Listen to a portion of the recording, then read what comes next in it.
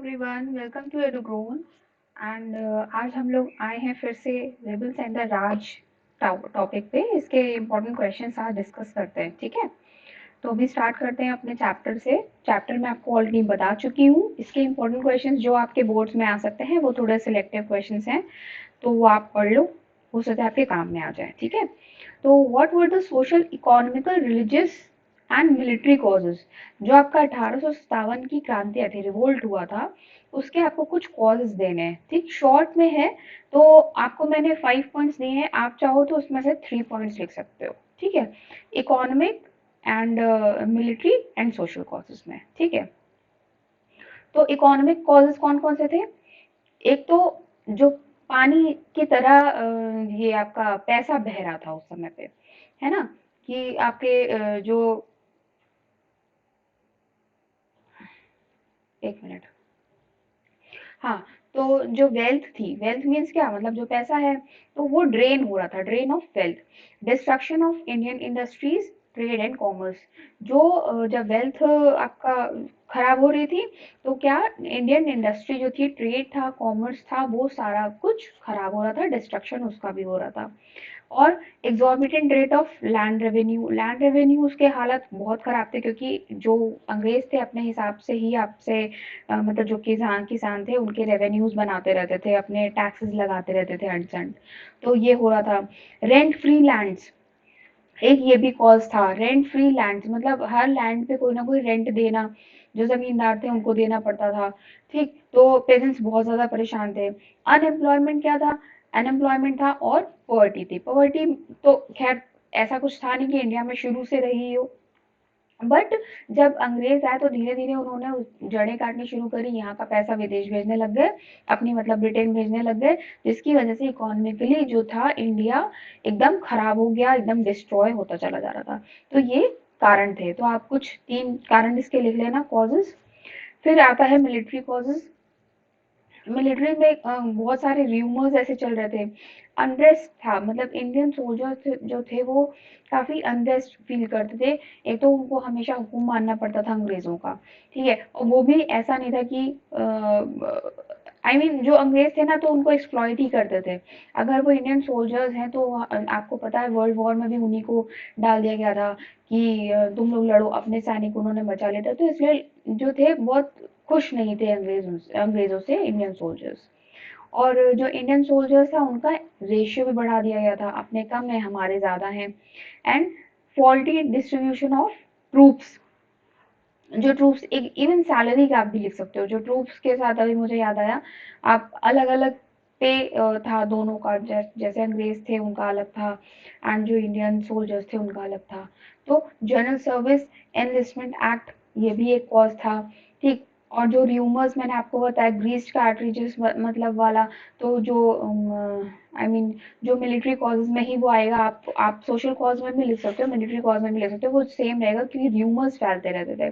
कई र्यूमर्स है कि वो बोन डस्ट आटे में मिला के दे रहे हैं, कहीं पे ऐसा होता था, जो मिलिट्री में जो लोग थे उनको कार्ट्रिजेस को उसमें सुअर और गाय की चर्बी होती थी, तो हमारे रिलीजियस सेंटिमेंट्स को हर्ट करता था।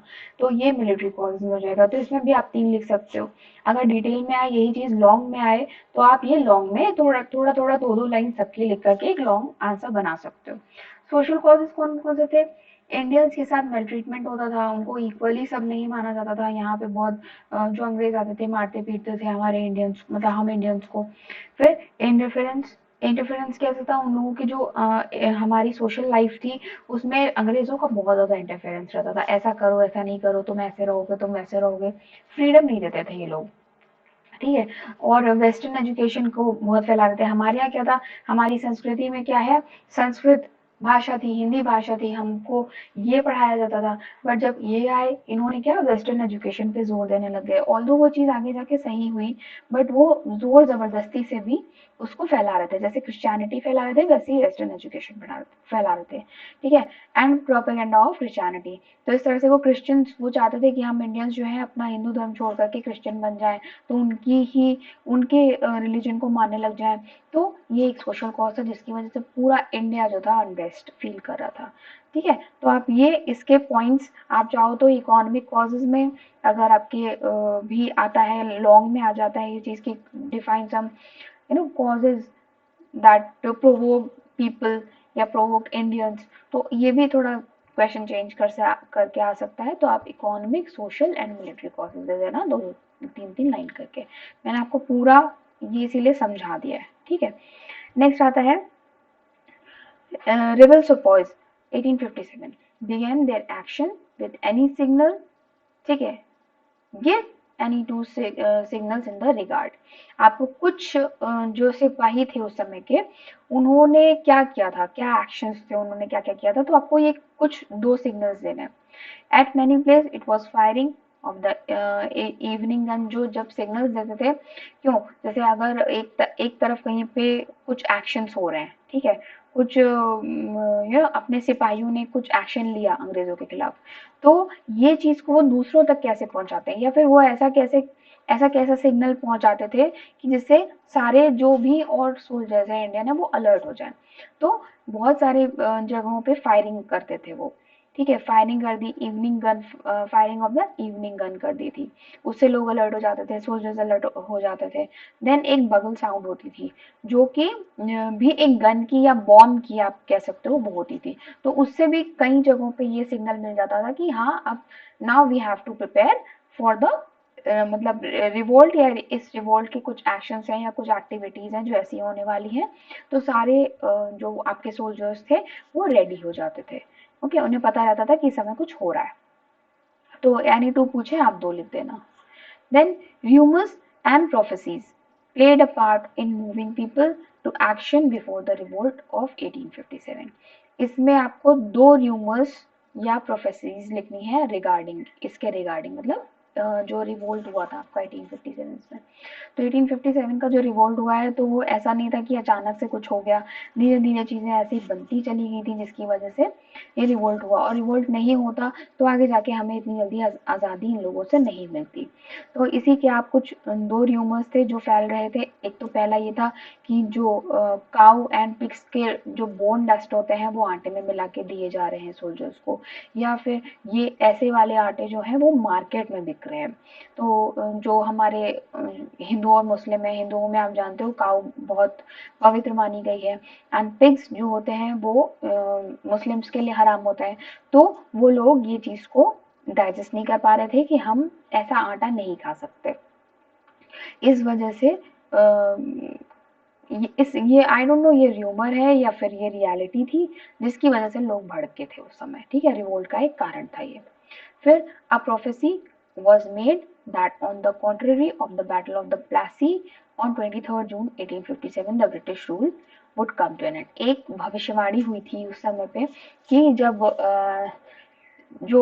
सेंचुरी होगी प्लासी के युद्ध की, प्लासी का जो युद्ध हुआ था तो उसकी सेंचुरी पे ही ये ब्रिटिश रूल जो है वो खत्म हो जाएगा, किसी मतलब ये एक ऐसी चर्चा उड़ा दी गई थी कि ऐसा हो जाएगा। तो उससे लोगों में ना जोश बहुत आ गया था कि हाँ, मतलब उन्हें लगने लगा था कि हम अगर इस समय हम रिवोल्ट करेंगे या इस समय हम इनके अगेंस्ट में खड़े होंगे तो जैसा कि भविष्यवाणी हुई है तो ये लोग हमको हम यहाँ से भगा पाएंगे। तो इसमें मैंने ये दो र्यूमर्स लिखे हैं, र्यूमर्स के साथ ये आप बोन डस्ट भी लिख सकते हो या फिर ये कार्ट्रिजेस वाली बात लिख सकते हो। तो तीन का ऑप्शन है आपके पास, दो पूछे आप कोई भी दो लिख देना, ठीक है। फिर आता है list any 5 ways in which taluqdars of Awadh were affected by the British policy. कोई 5 वेज लिखने हैं आपको जिसमें जो तालुकदार थे अवध के, ठीक है, वो ब्रिटिश पॉलिसी को नहीं समझ पा रहे थे या वो उससे बहुत अफेक्टेड थे, उनको पसंद नहीं आ रही थी। The forts and castles of taluqdars were demolished and their armed force was disbanded।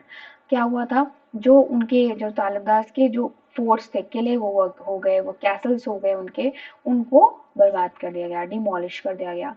And उनकी जो आर्म फोर्सेस थी उनको बैन कर दिया गया कि आप कोई आर्म फोर्सेस नहीं यूज करेंगे, ठीक है। They were deprived of their lands under the summary settlement of 1856। Many taluqdars lost even more than half the villages under their control. बहुत सारे ताल्लुकदार का देखो फोर्ट्स और कैसल्स तो हो ही गए, मतलब अपने गांव के गांव तक उनके उजड़ गए थे, ठीक है। हाफ ऑफ द विलेजेस उनके कंट्रोल में चले गए थे, किसके, ब्रिटिशर्स के। Their freedom was snatched, obviously जब ऐसा होगा तो उनकी फ्रीडम भी चली गई थी, उनकी पावर चली गई थी। इनफैक्ट जो समाज में उनकी रिस्पेक्ट थी वो भी उनकी खत्म हो गई थी। एंड जो डिमांड ये लोग करते थे, जो ब्रिटिशर्स की डिमांड थी रेवेन्यू की, वो डबल हो गई थी। तो इससे क्या, तालुकदार में बहुत ज्यादा गुस्सा आ गया था कि वो ब्रिटिशर्स को नहीं पसंद करते थे, उनकी पॉलिसीज को उन लोगों ने मतलब चेंज करना चाहते थे, इनको नहीं पसंद आ रही थी ब्रिटिशर्स की पॉलिसी। तो ये 5 वेज हैं, आप इनको शॉर्ट में लिख सकते हो। पॉइंट्स में बनाना, पॉइंट्स में इजीली दिखेगा और आपको लर्निंग में भी आसानी रहेगी, ठीक है। फिर आता है सब्सिडियरी अलायंस है क्या, ठीक है। तो पहली बात तो ये है क्या, से पहले आपको ये पता होना चाहिए किसने लाया था।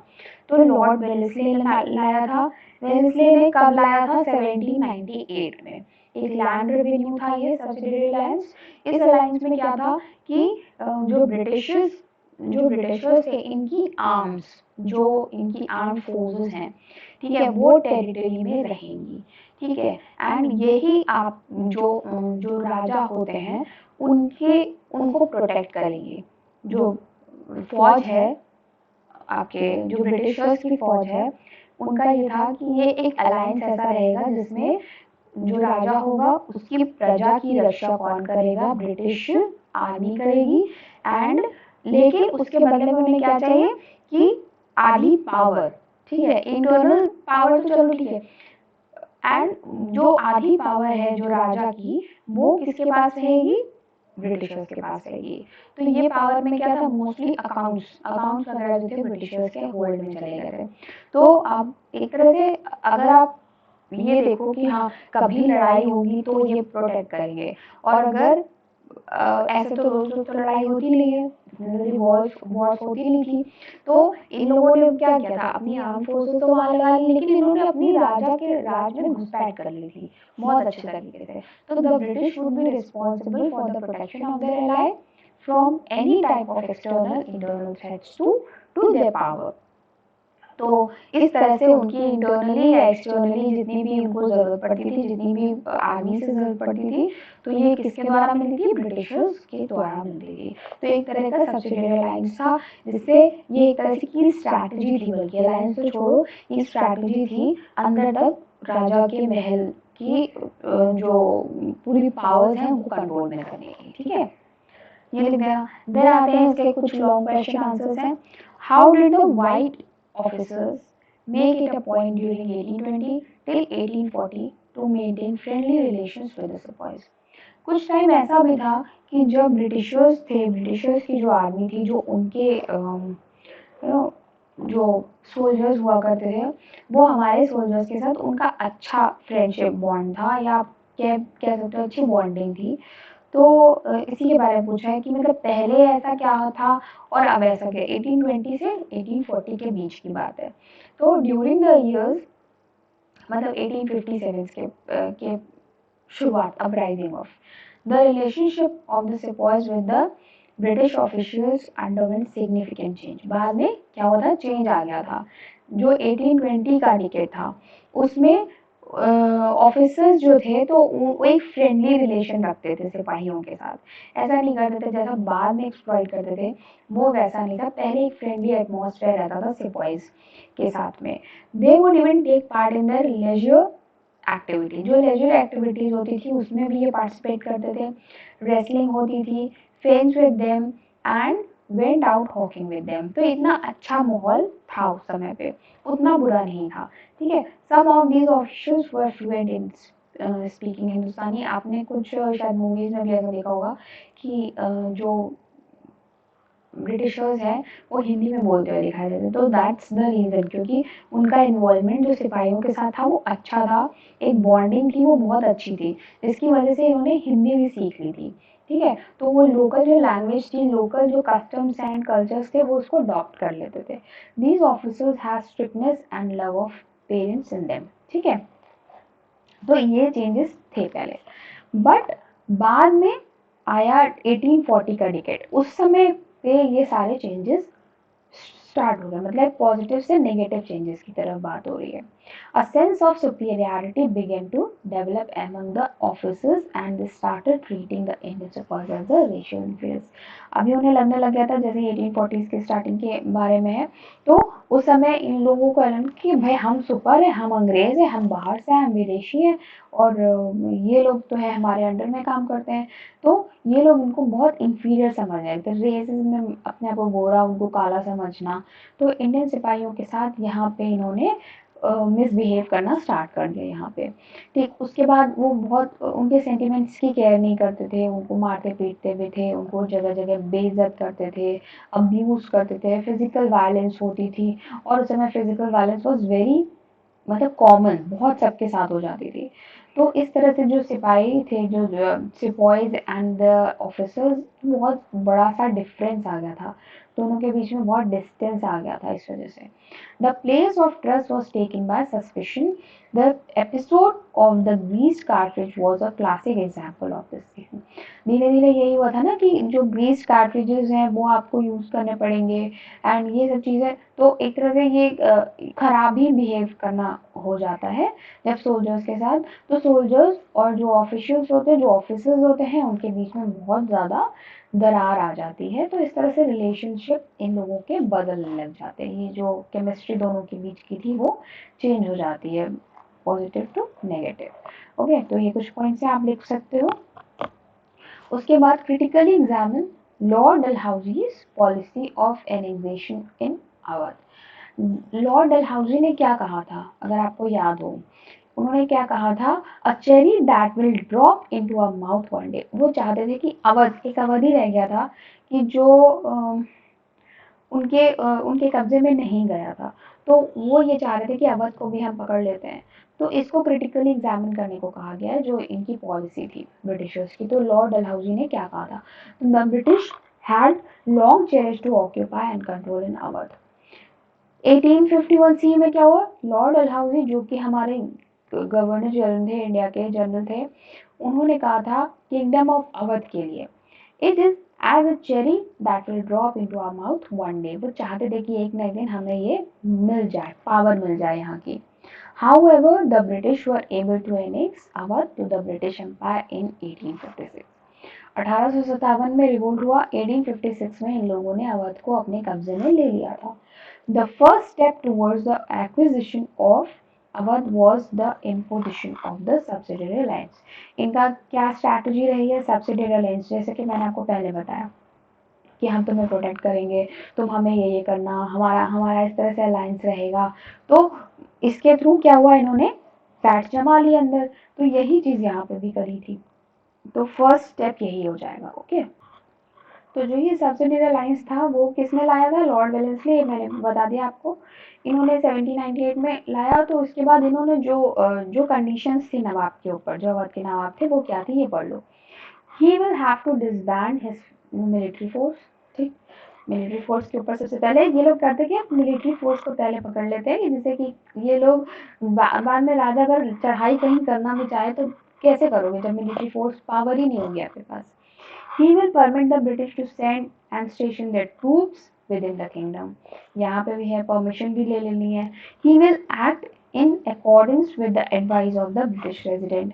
इस अलायंस में ऐसा भी था कि एक ब्रिटिश रेजिडेंट भी वहाँ पे रहेगा, जो कि सारी चीज़ें देखेगा, ऑब्जर्व करेगा कि क्या हो रहा है उनके किंगडम के अंदर। ठीक है, कि कुछ हमारे साथ चालाकी तो नहीं कर रहे ये लोग। तो इसलिए एक एडवाइस, जब जब भी कोई एक्ट करते हैं ये लोग, कुछ कुछ भी होता है, act in accordance with the, तो ये होगी क्या, एडवाइस किसी लिए जाएंगी, ब्रिटिश रेजिडेंट के लिए जाएगी। मतलब इन शॉर्ट, अगर आप देखो कि राजा के पास अपनी कोई पावर ही नहीं है, किंगडम तो छोड़ ही दो, मिलिट्री तो छोड़ ही दो, कोई एक प्रॉपर डिसीजन लेने की भी पावर नहीं थी। he will enter into agreements with other rulers or engage in warfare only with the permission of the British. किसी भी चीज का अग्रीमेंट होगा, किसी भी चीज को में एंगेज करना है, कुछ भी वॉरफेयर है, उन सब में ब्रिटिशर्स की ही परमिशन मान्य होगी, ऐसा बोला गया था इस अलायंस के अंदर। तो अवध के नवाब के साथ भी यही हुआ। नवाब हैड लॉस्ट इट्स इंडिपेंडेंस, ठीक, नेचुरल सी बात है, उसने आज़ादी अपनी खो दी। अब कुछ भी है आपको पूछ के ही करना पड़ेगा, जो भी चीज़ें हैं आप अगर पूछ के करोगे तो ही वो आप मान्य होगी। इस तरीके से चीज़ें जो थी चेंज होने लग गई थी। कोई भी लॉ एंड ऑर्डर मेंटेन करना है तो वो ब्रिटिशर्स ही करते थे। सारी सारी चीज़ें जो थी डिपेंड थी ब्रिटिशर्स जो जो रेजिडेंट था वहाँ पे उसके ऊपर। तो इस तरह पूरा जितना भी एरिया था, जितने भी कंट्रोल्स थे वो सारे छूट चुके थे। The British interest in Awadh, the British had a keen interest. क्यों वहां पे क्यों इंटरेस्टेड थे? क्योंकि जो सॉइल था, अवध का सॉइल था, that was very good for production, ठीक है, cotton and indigo, that was the main crops, वो बहुत ही अच्छी थी वहाँ की soil. It was ideally located to become the principal market of north India. North India की जो आइडियल मार्केट को, आइडियली लोकेटेड एरिया कहो, जो कि एक प्रिंसिपल मार्केट के लिए बहुत इंपॉर्टेंट होती है, वो नॉर्थ इंडिया की अवध में ही थी।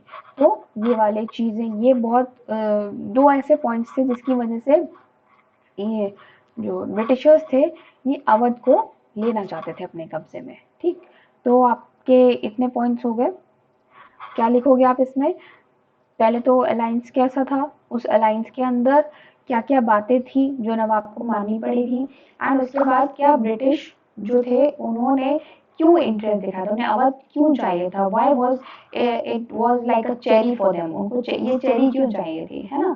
तो इसका रीजन भी आपको 2 पॉइंट्स में लिख देना है, ठीक है। देन आता है the national movement in the 20th century draws its inspiration from the event of 1857। तो ये आपका आ चुका है पहले भी, इस स्टेटमेंट को आप सपोर्ट करिए। तो जो 20th सेंचुरी में आपका नेशनल मूवमेंट्स हुए थे ना, उनके बारे में, तो undoubtedly the revolt of 1857 did not achieve the desired result, क्योंकि बहुत प्लानिंग के साथ काम नहीं हुए थे। जो भी एक तरह से वो क्रांतिकारी होते थे ना, बहुत उन्होंने कुछ एक तो उनके पास ज़्यादा सोर्सेज नहीं होते थे, ठीक है, तो वो अपने जो उनके गोल्स थे, जो उनके टारगेट्स थे, वो पूरे ही नहीं हो पाते। जैसे कभी किसी को मारने गए, कोई और मर गया, किसी ब्रिटिशर को मारने निकले, वहाँ पे नहीं हो पाया, कोई और किसी और के ऊपर निशाना लग गया, या फिर कुछ अगर उनके जो सोर्सेज थे जिससे उन्हें पता चल जाता था, कभी कभी रॉन्ग इन्फॉर्मेशन मिल जाती थी। तो ये सब चीज़ें थी। तो जब आपका नेटवर्क स्ट्रॉन्ग नहीं होगा तो इस वजह से जो रिवोल्ट था बहुत सक्सेसफुल नहीं हो पाया, तो जो डिजायर्ड रिजल्ट थे वो नहीं मिल पाए थे। तो ऑल्दो ये नहीं हुआ था बट स्टिल इसका इम्पैक्ट जो था इंडियन पॉलिटिक्स पे बहुत ज़्यादा पड़ा था। एक तरह से ये इंस्पिरेशन थी जो आगे की जो भी फ्रीडम फाइटर्स आए ना, उनके उन्होंने जो भी किया जो 1857 के रिवोल्ट में, तो उसका फ़ायदा आगे मिला था। तो इसने एक अर्ज क्रिएट किया था लोगों में फ्रीडम के लिए, दिमाग में घुसाया कि देखो फ्रीडम बहुत ज़रूरी है, आज़ादी बहुत ज़रूरी है। तो ये the seed of the freedom planted, एक तरह से वो सीड था जो 1857 में प्लांट किया था, एंड वो हमें 1947 में इंडिया के फ्रीडम के बाद में मिल गया, ठीक। उसका रिजल्ट था, उस सीड का रिजल्ट था that we are free now. In fact, it was the first national struggle for freedom wherein the people wanted to get rid of British rule. तो it's like an essay. आप थोड़ा essay के form में, थोड़ा story के form में भी लिख सकते हो इस चीज़ को, ठीक है। कहाँ से शुरू हुआ था? आपके रिवोल्ट से स्टार्ट हुआ था and now it ended in 1947. फिर it prepared a base of the development of the modern national movement of for independence, ये बता चुकी हूँ मैं आपको, ठीक है। जो इनिशियल चेंजेस थे, जो इनिशिएटिव उस समय लिए गए थे, वही सारी चीज़ें जो बाद में थी वो फुल फुल फ्लेज प्लानिंग के साथ की गई थी। Soon the heroic deeds of the heroes of this national struggle for freedom reached every home, who became a symbol of power to the people. जब धीरे धीरे आज़ादी के मंत्र फूकने स्टार्ट किए ना लोगों ने, तो उससे जो कॉमन पीपल था, जो नॉर्मल इंडियंस हुआ करते थे, ठीक है, उनको इंस्पिरेशन मिलने लगी। वो लोग भी इस आज़ादी की लड़ाई में कूदने लग गए थे। तो बहुत जो एक स्ट्रगल था वो खाली कुछ लोगों का ही नहीं था, पूरे इंडिया का स्ट्रगल था वो। ठीक है, ऐसे करके आप लिख सकते हो थोड़ा अच्छे से अपने लाइंस को, एंड कुछ जो इम्पोर्टेंट लाइंस हैं उनको हाईलाइट करना मत भूलना, मैं हर वीडियो में बताती हूँ। Examine the structure of authority and administration that the rebels wanted after the collapse of British rule in India. ठीक है, तो इसमें जब ब्रिटिश रूल जो था इंडिया में कोलैप्स हो गया था, उस समय पे एडमिनिस्ट्रेशन जो था, structure of authority and administration, जो रिबल्स चाहते थे वो कैसा चाहते थे, ये बात हो रही है। तो रिवॉल्यूशनरीज जो थे 1857 में, वो एक ऑल्टरनेटिव स्ट्रैटेजी चाहते थे। जैसे कि जो रूल्स, जो ब्रिटिशर्स के रूल एक टाइम पे कुछ समय के लिए डिमोलिश हो चुके थे दिल्ली, लखनऊ, कानपुर में। तो यहाँ पे ये क्या करना चाहते, एक यूनिफॉर्म रूल लाना चाहते थे जिससे अथॉरिटीज वापस आ पाए। जो वहाँ पे ब्रिटिशर्स के एब्सेंस में कौन राज करेगा, कैसे राज करेगा, कैसे सारी अथॉरिटीज काम करेगी, ये ये बताते थे। ये रिवॉल्यूशनरीज थोड़ा ऑल्टरनेटिव उसकी स्ट्रैटेजी सोच रहे थे कि जो कि सबके लिए अच्छी हो, सारे इंडियंस का भला हो। तो though this experiment did not succeed, yet it was clear from their efforts that they wanted to establish the rule existed prior to the 18th century। जैसे 18वीं सदी में जैसा होता था, जैसा स्मूथ काम होता था, बिना किसी चाय चाय झाझा के। जैसे कि ब्रिटिशर्स हमेशा, जब ब्रिटिशर्स की एंट्री होती है तो जो थी एडमिनिस्ट्रेशन एकदम बिखर गई होती है, क्योंकि सारे के सारे तो एडमिन वही होते हैं, हमारे इंडियन का कोई राजी नहीं रह सकता है। बट कुछ टाइम के जब ये लोग कोलैप्स हो जाते हैं, तो ये लोग जो रिबल्स होते हैं ये चाहते हैं कि 18वीं सदी में जैसा कुछ चलता था हमारे राज्य में वैसा ही चले। तो these leaders took the help of the old दरबारी कल्चर, जो पुराना कल्चर था, दरबारी कल्चर हुआ करता था, वो इसको सोचते हैं कि ये आना चाहिए था। तो ये अलग अलग अपॉइंटमेंट्स करते हैं, डिफरेंट डिफरेंट पोस्ट के लिए करते हैं, जैसे कि कलेक्शन ऑफ लैंड रेवेन्यू इसके लिए, एंड जो सोल्जर्स हैं उसके लिए उनकी सैलरी पे, मतलब हर चीज़ की एडमिनिस्ट्रेशन, हर चीज़ की प्रॉपर डिस्कशन होते हैं जैसा पहले होता था। They issued decrees decrees to end loot. अब वो क्या चाह रहे थे, जो पहले लूट मची हुई थी उसको खत्म कर दो। वो बहुत एक तरह से हैप्पी माहौल होता है, उन्हें लग रहा होता है कि अब हमारा एडमिनिस्ट्रेशन आएगा, अब लूट का माहौल खत्म हो जाएगा और हम वापस से जैसे हम पहले रह रहे थे आराम से वैसे ही रहेंगे। They also plan strategies to continue the war against the British rule. ये लोग क्या सोच रहे थे कि अब अगर वापस ये लोग आते भी हैं तो हम कुछ स्ट्रैटेजीज ऐसे बनाएंगे कि अब ये वापस हम पे रूल ना कर पाए। ठीक है, ये जो उसके लिए ये लोग किसकी हेल्प ले रहे थे, जो मुगल थे, जो 18वीं सदी में पहले रूल कर चुके थे, उन मुगल्स का ये हेल्प लेते हैं, उनके सपोर्ट से आगे बढ़ते हैं, उनकी राय लेते हैं, एडवाइजेस लेते हैं। The Mughal period was a symbol of all those things which were lost. उस समय जो मुगल पीरियड था, जो भी उन्होंने एक्सपीरियंस किया था, वो लोग ये चाहते हैं कि हमको मुगल से ये पता चले कि हमारा एडमिनिस्ट्रेशन कैसा होना चाहिए in the absence of Britishers, क्योंकि वो यहाँ पे अच्छे से रूल नहीं कर पा रहे थे, वो हमें लूट के जा रहे थे। तो ये था एक रिबल्स की स्ट्रैटेजी, वो ऐसा कुछ चाहते थे 18वीं सदी जैसा। ओके, तो ये हो जाएगा एक आपका आंसर। नेक्स्ट आता है डिस्क्राइब द मेन इवेंट्स। जो आपके 1857 का रिपोर्ट था, इसके इवेंट्स को बताना है। तो कौन कौन से रहे थे? Mutinies began at cantonment of Meerut. ठीक, मेरठ की सबसे पहले आपको पता है कि ये म्यूटनी जो थी, ये जो रिवोल्ट स्टार्ट हुआ था, ये मेरठ से ही स्टार्ट हुआ था। तो जो कैंटोनमेंट के सिपाही थे, sepoys, the sepoys in the cantonment of Meerut broke out in mutiny on the late afternoon of 10th May 1857। ये हाईलाइट कर लेना क्योंकि ये डेट ही इम्पोर्टेंट होगी। ओके, तो it was very quickly spread to the cavalry, and then in the city the ordinary people of surroundings villages and towns also joined the sepoys। क्या होता है, ये म्यूटनी जब होती है, स्टार्ट होती है, तो उसमें सिर्फ सोल्जर्स नहीं होते हैं, उसमें ऑर्डिनरी पीपल का भी बहुत ज़्यादा योगदान रहता है। ये भी अपना पूरा जोर लगा देते हैं। ठीक है, द सेपॉयज तो जो सिपाही थे उन्होंने क्या किया था, जो बेल ऑफ आर्म्स है जहाँ पे सारा जो हथियार रखे थे ना उन्हीं को कैप्चर कर लिया था। क्योंकि यहाँ पे थोड़ा सा उन्होंने दिमाग ये लगा लिया था कि अपने पहले ब्रिटिशर्स के आर्म्स ही कलेक्ट कर लो, जिससे कि जब अगर वो कुछ अटैक करना भी चाहें तो वो ना कर पाए।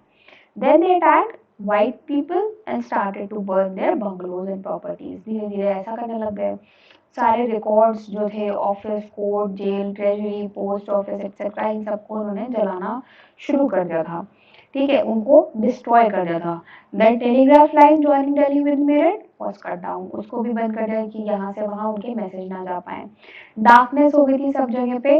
एंड जो सिपाही थे, the many sipahis rode on horses towards Delhi, बहुत सारे जो सिपाही थे वो दिल्ली की तरफ जाने लगे थे। किससे मिलने? बहादुर शाह जफर से मिलने के लिए। ओके, फिर आता है दिल्ली में क्या हुआ। The group of sipahis arrived at the gate of the Red Fort, वहां पे रुकते हैं। वहां पे रेड फोर्ट पे क्या होगा, वहां पे ये लोग देखते हैं। डेट क्या होगी? 11 मई 1857। रमजान का महीना चल रहा था, मुस्लिम्स के प्रे का टाइम था, फास्ट का टाइम था। तो Mughal emperor heard the commotion of the gates of red fort. Mughals क्या सोचते हैं कि रेड फोर्ट पे कोई आया है। ठीक है, जो सिपाही बोलते हैं उनको कि हम वी आर फ्रॉम मेरठ, बताते हैं, इंट्रोड्यूस करते हैं खुद को, और ये बोलते हैं कि हमें आपका सपोर्ट चाहिए। वो क्यों गए होते हैं वहाँ पे? सपोर्ट चाहिए होता है उन्हें, क्योंकि वो लोग परेशान हो चुके हैं। बिकॉज उनको जो कार्ट्रिजेस थे उसको काऊ और पिग के जो फैट से बना हुआ था, उससे कोटेड था, उसको मतलब अपने दांत से खींचना होता था। तो इस चीज से वो लोग काफी अपसेट थे। इसलिए ही उन्होंने ये सोचा था कि हम ऐसे ऐसे रिवोल्ट करेंगे, और उस रिवोल्ट के लिए कोई ऐसा चाहिए था उनको, मतलब एक प्रॉपर सपोर्ट कि जिसके अंडर में वो काम कर पाए। ठीक है, तो वो अंडर में किसको सोचते हैं? मुगल एम्परर को, दैट इज बहादुर शाह जफर को। तो उन्हीं को ये मिलने, उनसे एक तरह से परमिशन लेने ये पहुंचते हैं दिल्ली में। They also told him that it will corrupt the fate of Hindus and Muslims. तो ये क्या होता है, जो पिग और काव होते हैं, इनकी चर्बी से ही, वो आपको पता है कि उनके जो हिंदू और मुस्लिम के सेंटिमेंट्स से, उसकी वजह से। ओके, तो नेक्स्ट आता है, then another group of sipahis entered Delhi. Ordinary people क्या था, जो कॉमन आदमी था, जो कॉमन पीपल था, दे आल्सो ज्वाइंड। तो एक large number of Europeans were killed. जब इतने सारे लोग मिल जाते हैं तो बहुत बड़े लेवल पे मारपीट होती है, वॉर होती है, लड़ाई होती है, झगड़े होते हैं, एंड जलाया जाता है जगह जगह पे, और उसमें बहुत सारे यूरोपियंस मारे जाते हैं। जो रिच पीपल थे वो अटैक किए जाते हैं, उनको लूटा जाता है। क्योंकि हमारे जो फ्रीडम फाइटर्स हैं पैसा तो होता नहीं है, तो वो क्या करते हैं कि इनको लूटते हैं और उसी से अपना रेवेन्यू इकट्ठा करते हैं। Delhi had gone out of control of the British. अब जो था इतना ज़्यादा तहलका मच जाता है कि ब्रिटिशर्स के कंट्रोल से बाहर हो जाती है Delhi. Some sepoys even entered the Red Fort and demanded the blessings of the emperor। ये लोग चाहते हैं कि हमें एम्पर की ब्लेसिंग्स मिल जाए। ब्लेसिंग्स का मतलब ये नहीं है कि आप जाके आशीर्वाद दे दो, उसका मतलब ये है कि अगर उन्हें सपोर्ट की जरूरत पड़ती है तो ये एम्पर उनका सपोर्ट करे। Bahadur Shah was surrounded by sepoys and was left no option but to comply। Bahadur Shah Zafar ना चाह के भी क्या करते हैं, इस चीज में उनका साथ देते हैं, क्योंकि उनके पास कोई ऑप्शन भी नहीं होता है। इतने सारे लोग, वो उन्होंने तो अटैक करना ही है, उन्होंने रिवोल्ट करना ही है, तो बहादुर शाह जफर क्या बोलेंगे? हाँ ही बोलेंगे, हाँ ठीक है करो, हम हैं तुम्हारे साथ में। तो इस तरीके से मुगल एम्पर के नाम पे ये म्यूटिनी स्टार्ट हो जाती है। नॉर्थ इंडिया में क्या होता है, 12th एंड 13th में आता है। एक बार न्यूज फैलती है कि ऐसा कुछ हो रहा है, तो इतनी जल्दी, बहुत तगड़ा नेटवर्क होता है इन लोगों का, तो बहुत जल्दी से जल्दी ये चीज़ें आपके नॉर्थ इंडिया में पहुंच जाती हैं। ठीक, और जो वहाँ के सिपाही होते हैं वो लोग भी इसके खिलाफ में रिवोल्ट कर लेते हैं। Mutiny rose swiftly in cantonment after cantonment in the Gangetic Valley and some on the west of Delhi। ये याद रहेंगे।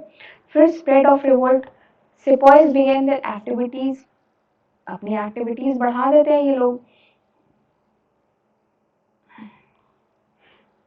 Eight many places these signals was firing. ये मैंने आपको स्टार्टिंग में बता दिया है, जो बगल की साउंड होती थी, जो फायरिंग होती थी, इससे ही अपने सिग्नल्स देते थे दूसरे जगहों पे। इनके टारगेट्स रहते थे टारगेट किसको करते थे? ब्रिटिशर्स को टारगेट करते थे। The targets of attack violent when ordinary people began joining the revolt. Money lenders, rich people, ये लोग ऑब्जेक्शन करते हैं क्योंकि भाई इन्हें तो फायदा हो रहा होता है, तो ये लोग कहते हैं भाई मत करो ऐसा कुछ, हमारा तो चल रहा है, चलने दो, तो ये लोग मना कर देते हैं कि भाई होगा तो होगा ही। तो स्टार्टिंग में ये मनी लेंडर्स और जो रिच पीपल होते हैं इसमें इन्वॉल्व नहीं होते हैं। They were considered not only an oppressor by the peasants but were seen as allies of the British.